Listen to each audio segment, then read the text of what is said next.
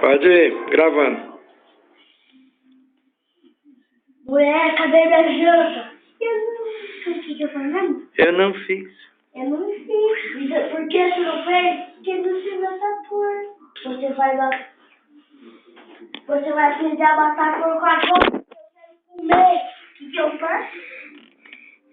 Mas por que, Maria? Mas por que, Maria? Eu faço porque eu sou homem. O que eu falo mesmo? Fala, eu sou homem. Eu sou homem. O que eu falo? Se tu é homem, tu é que vai matar o porco. Hã? Se tu é homem, tu é que vai matar o porco. Tu é homem, então tu que vai matar o porco. Não, o que vai matar é você. Não, o que vai matar é você.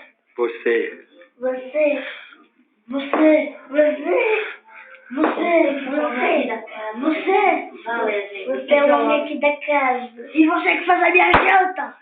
Mas pra fazer a janta precisa do porco. Mas pra fazer a janta precisa do porco. E pra pagar a necessidade precisa do dinheiro que eu trabalho. E o porco que é você. Que não lava a mão antes de comer. Que não lava a mão antes de comer. Eu não lavo a mão porque é a mão de trabalhador. E a sujeira da empregada. E a sujeira da mulher. E a sujeira da mulher. Agora você vai lá e fala, ih, tem mais, eu tô nervosa e vai sair da minha mesa. Agora, vai empurrando ele da mesa. É, aí ele sai. Vai lá, tem mais, sai da minha mesa, sai. Sai, porco, vai lavar a mão, porco. E assim termina a nossa historinha de hoje. Os personagens principais dessa história foram João, o ator das multidões. Veja que riso lindo. Veja que sorriso mais lindo.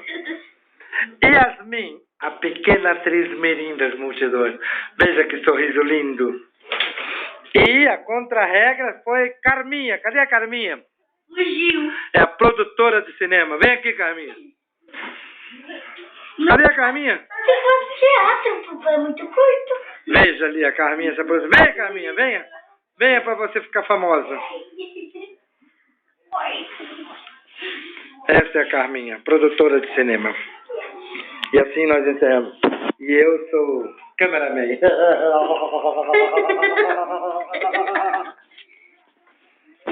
E aquele ali não pode ver uma câmera ligada porque ia ser filmado. Ó. Olha lá.